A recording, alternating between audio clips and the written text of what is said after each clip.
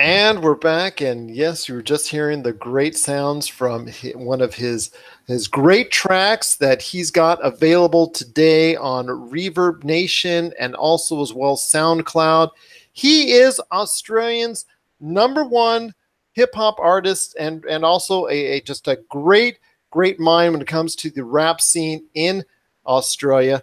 But I'll tell you what, when I was around the time I was watching LL Cool J and Public Enemy light it up at the Los Angeles Sports Arena, this guy was born into a world of hip hop and influence that he would later come to know and love and appreciate.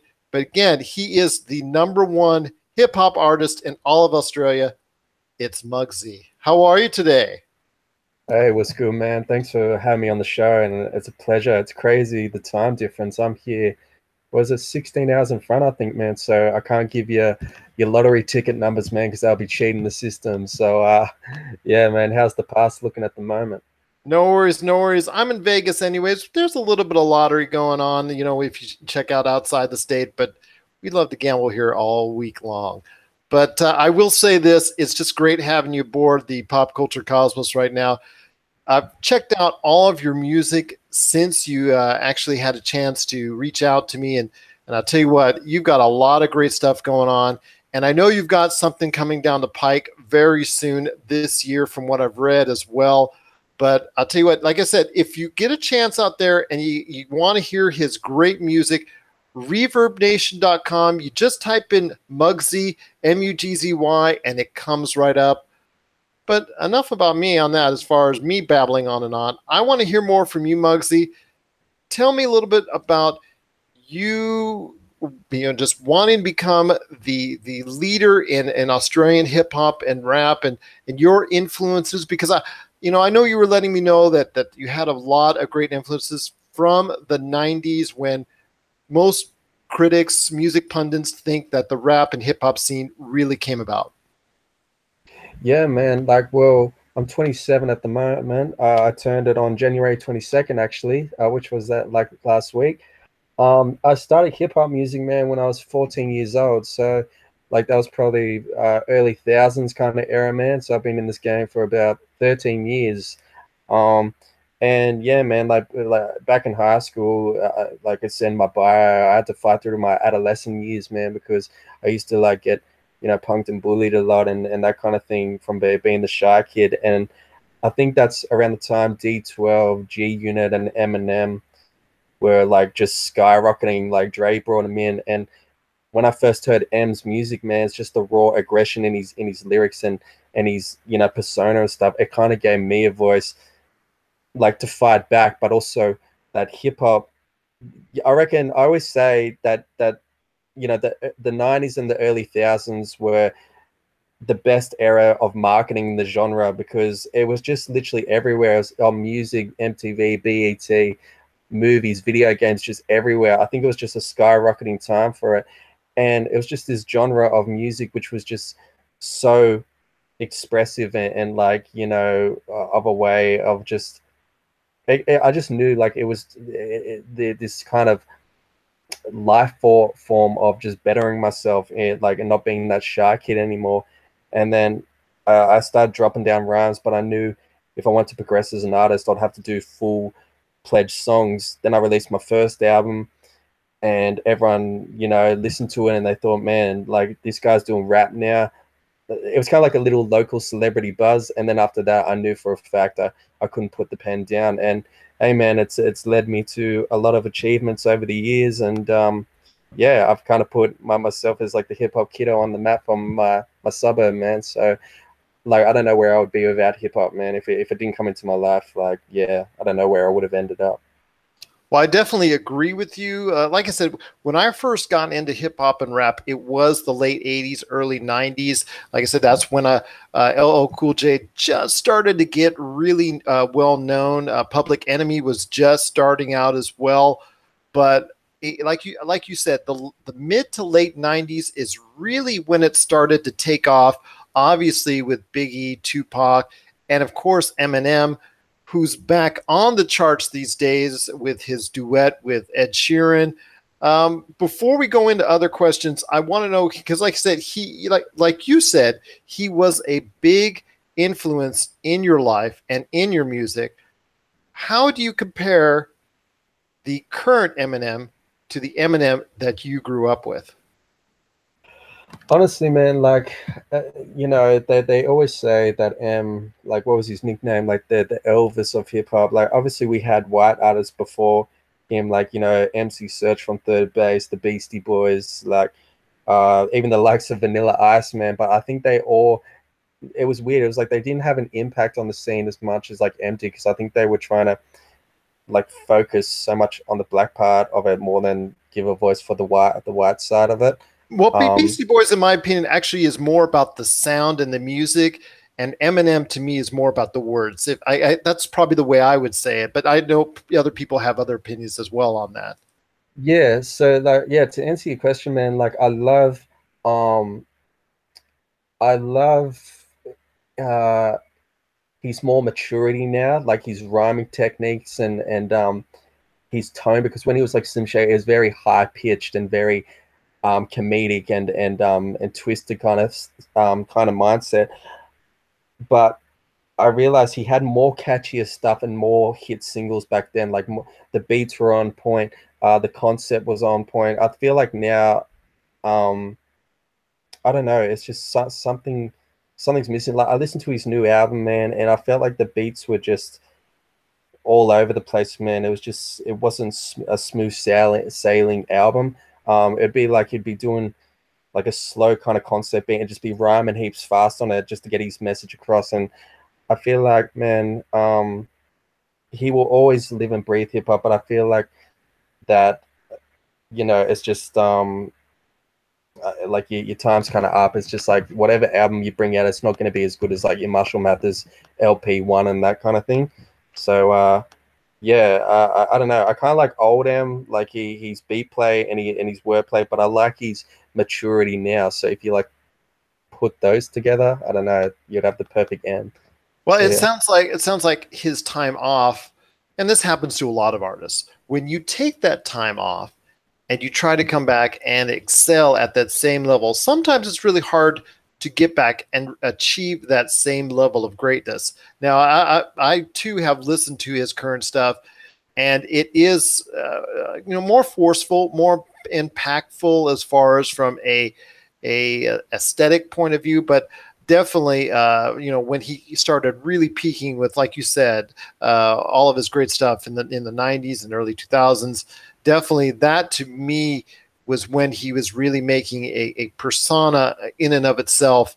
And I think he, like you said, he had more of a diverse personality, going from hard edge to comedic as far as the way to entertain more audiences. Now it just seems like it's just always trying to be a little bit more forceful with his most current stuff. But it's still great to see him out there still doing what he's doing now that he's closer to my age than he is yours at this point in time. But still, it's great to hear him out there, and obviously he's still got a lot of work left to do. But you are someone that, like I said, has achieved greatness in your own country.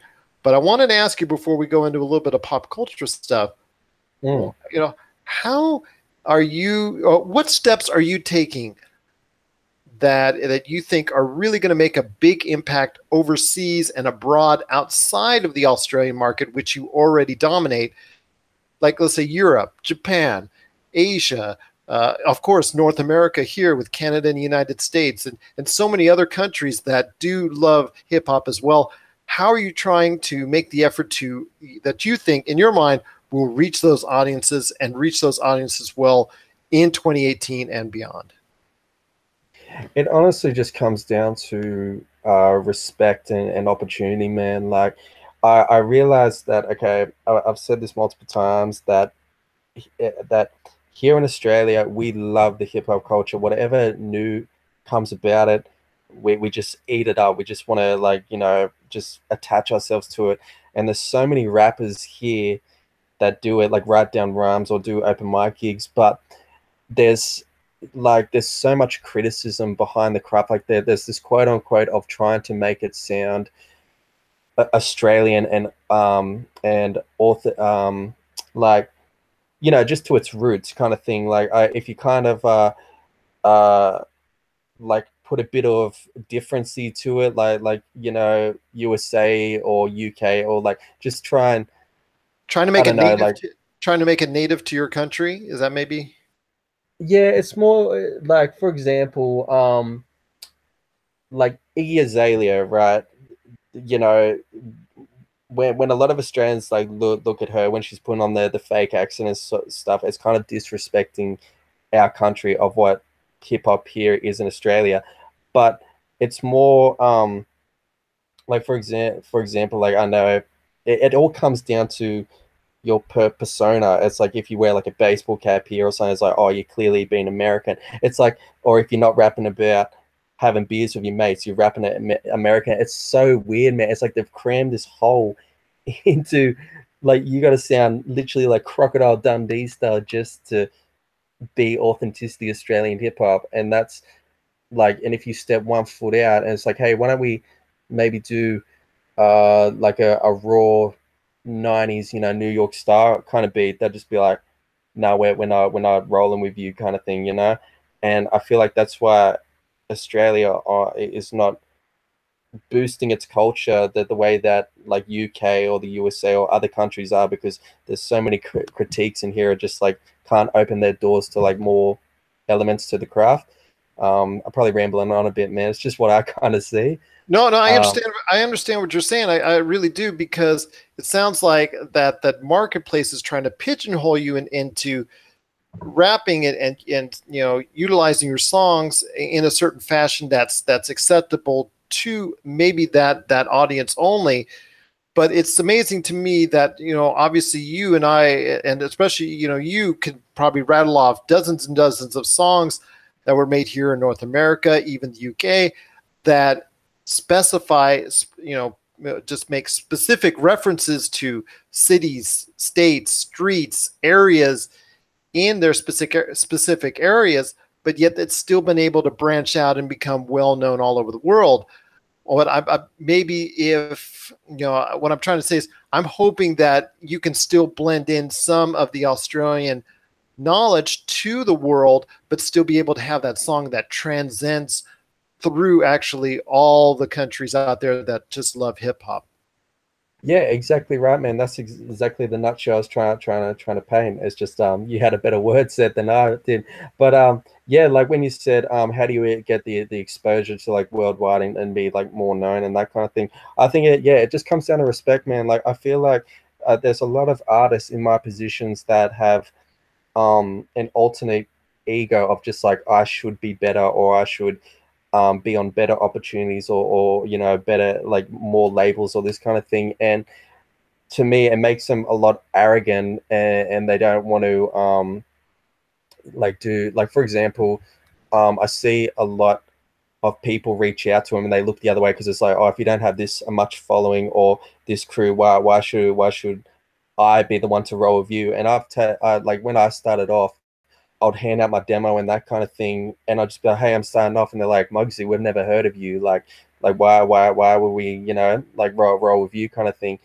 And knowing that I've more developed as an artist, when someone reaches out to me, I take the time of day, and it doesn't matter what their fan base is, how long they've been doing it for, or whatever. If they take the time to reach out to me or want to network on that, I you know, it all comes under opportunity and networking, man. Because any exposure to me is great exposure, and you know, they could shoot off one day and remember me, you know, in the past. You never know. So yeah, like I don't have an ego, man. I just whoever wants to network and stuff with me, man, I network with them. So yeah, that's how I look at it. That's awesome. That's awesome indeed. Well, there's two more questions I have for you.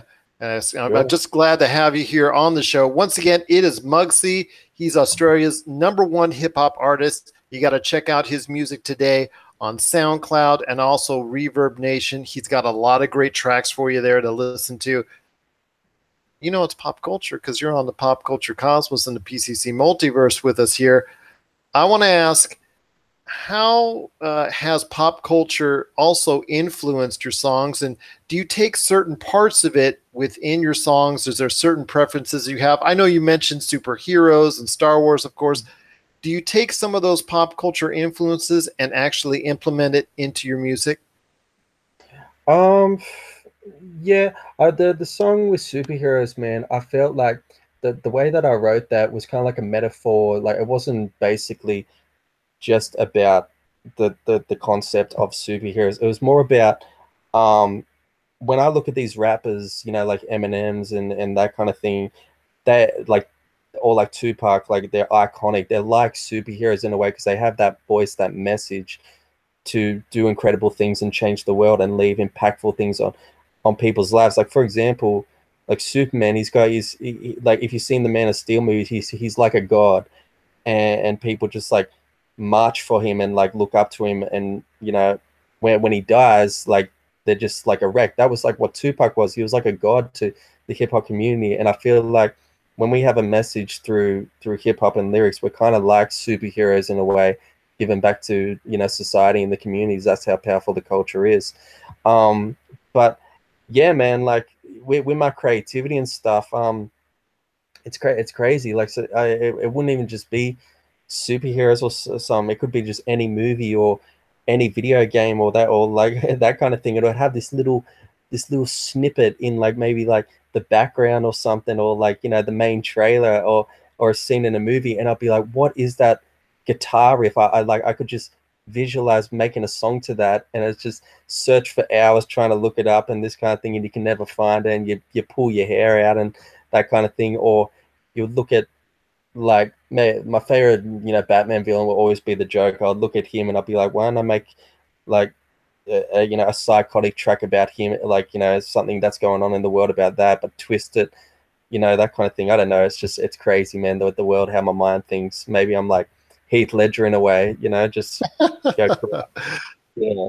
Oh, that's too funny. Well, if that was the case, then obviously you would have, which you do have, a definitely great skill indeed. Because like I said, and I can sense also as well some excellent talent, some great love for the art. And I'll tell you what, if you get a chance again, you got to check out all of his music. But before we head on out, I got one last question for you. Mm. Why should people go ahead all over the world that's going to be listening to us, whether it's on one of our internet stations, whether it's on the Podcast Radio Network, Croc Radio, or any one of the other great networks that we have? Why should people go ahead and go out of their way to go and check out all the great work that you have on Reverb Nation and also as well on SoundCloud? I'll keep it nice and simple, man, because I wake up hip hop, I go to sleep hip hop, I dream about hip hop because I am hip hop. Nice and simple, man. If you love hip hop, man, just come to my page, man, and I'll just take you into a time zone of just the 90s, the thousands, and the now, man, and we'll chop it up that way. So yeah, everyone get on board. That's awesome indeed. Once again, this is Mugzy. First of all, you can check out his great Facebook page by just typing in Mugzy. He is Australia's #1 hip hop and rap artist. Again, you got to check out his music on his channel, the Mugzy channel, on SoundCloud and Reverb Nation. Mugzy, it's been great having you on the show today. And I'll tell you what, you're welcome back anytime you want to plug anything as far as your upcoming albums. Because I know you said you've got one in the pike down the way this year. Is that correct? That's right, man. I'm working on it at the moment. It's going to be a 2-disc. That's all I can give, the viewers and that. And it's going to be more better than the first and the second album. It's going to be just insane, the dark side coming back. Awesome, awesome indeed. Well, I wish you infinite success with that double album. Also, as well, everything going on in your life, any touring or anything else as well. You're on Twitter as well, correct? Yeah, man. Yeah, I'm on Twitter. Mugzy187 on Twitter. Yeah, so that's my handle. You can find me there. But yeah, like you said, man, best platform is my Facebook. Just hit me up with a message and all that jazz, man, and I'll get back to you ASAP. Oh, that's awesome indeed. Once again, it is Mugzy. You can give him a follow on Facebook. He is Australia's #1 hip hop artist. And I'll tell you what, if you get a chance, you got to check out his music again on the Mugzy channels on ReverbNation.com and also SoundCloud.com. Muggsy, it's been great having you on the show today and being part of the pop culture cosmos.